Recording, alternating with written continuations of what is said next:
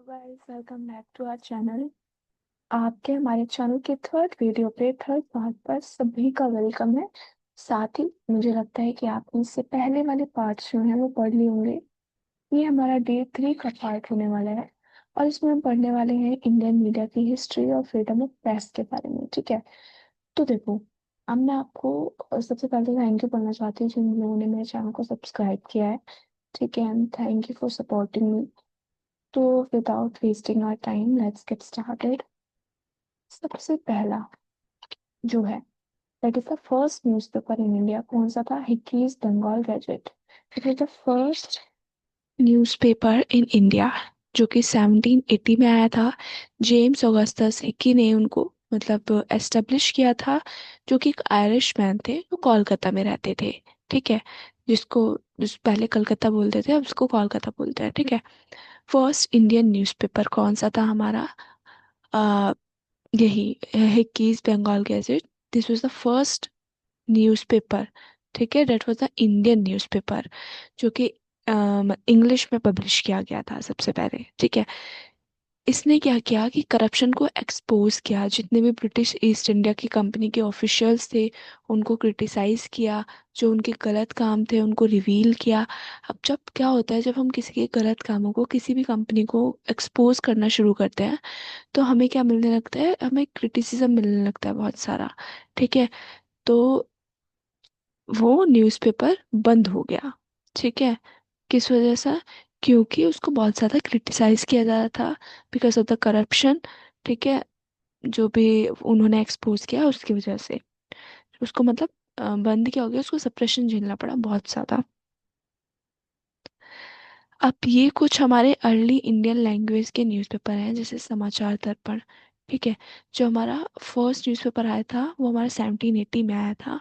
उसके बाद 1818 में समाचार दर्पण आया, जो कि बंगाली लैंग्वेज में आया था।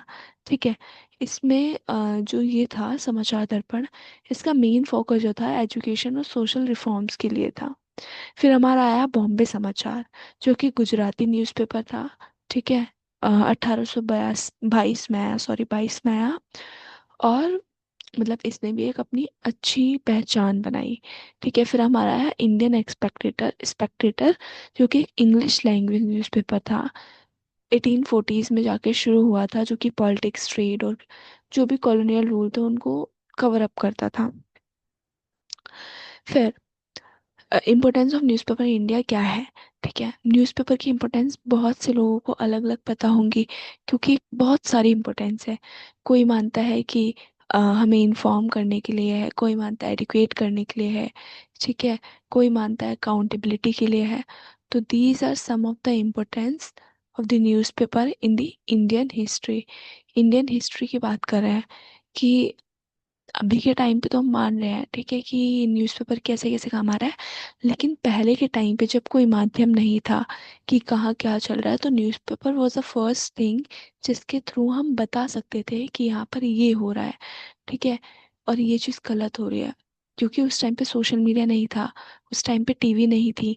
आज के जमाने जमाने में वी हैव मल्टीपल ऑप्शंस। ठीक है, हमारे पास टीवी के अलावा भी, अगर हम न्यूज़पेपर सोचे, न्यूज़पेपर के अलावा भी टीवी है, रेडियो है। पहले के ज़माने में सिर्फ न्यूज़पेपर होते थे। ठीक है, कुछ अलग अलग टेक्निक्स होती थी इंफॉर्मेशन देने के लिए।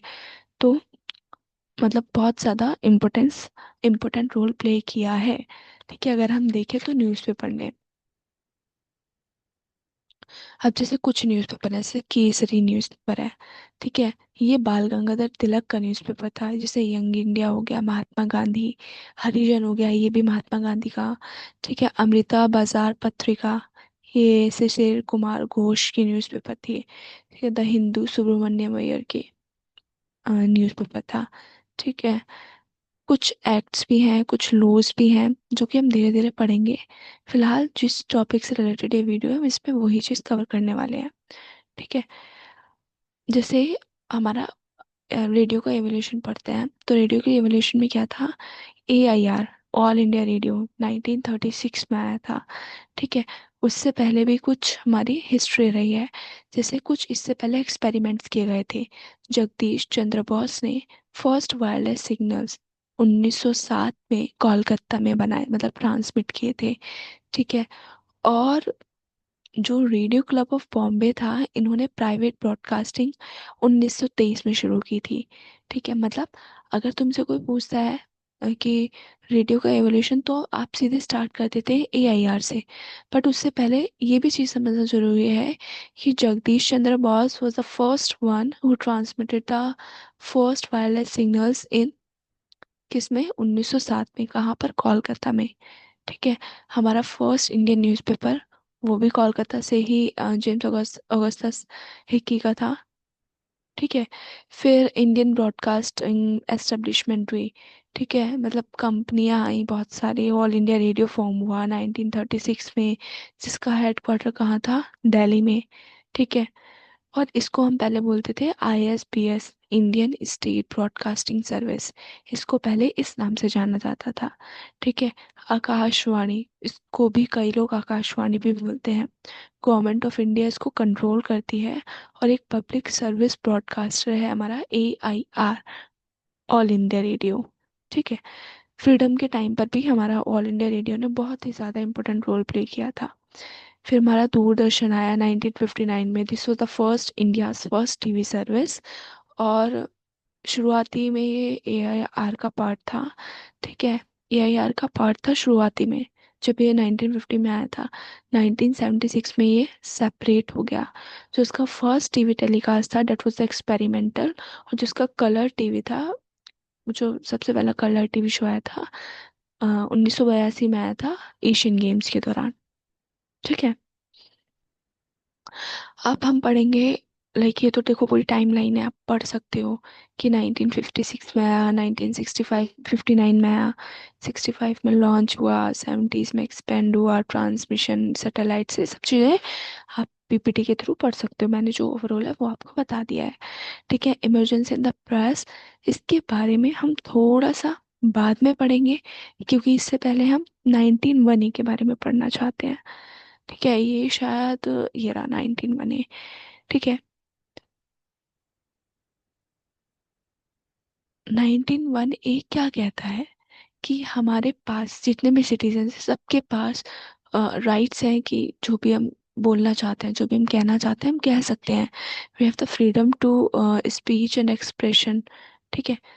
बट कई बार क्या होता है कि इन पे कुछ रेस्ट्रिक्शंस होती हैं, कि आप ऐसी कोई चीज़ें नहीं बोल सकते हैं जो किसी को डिफेम कर रही हो। ठीक है। या फिर मतलब बहुत सारी चीज़ें ऐसी हैं जहाँ पर आपको रेस्ट्रिक्शन लगानी पड़ेगी। अगर कोई सिक्योरिटी ऑफ द स्टेट का मैटर है, आपको वहाँ रेस्ट्रिक्शन लगानी पड़ेगी। ठीक है।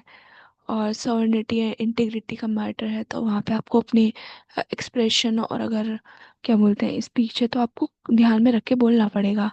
आज की डेट में आप किसी को भी ऐसे डिफेम नहीं कर सकते हो, करोगे तो आपको उसका भुगतान करना पड़ेगा। ठीक है।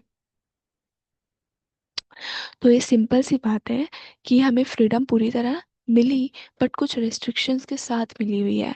19 में बोलता है कि आपके पास पूरी फ्रीडम है, जो बोलना है जो करना है वो करो। ठीक है।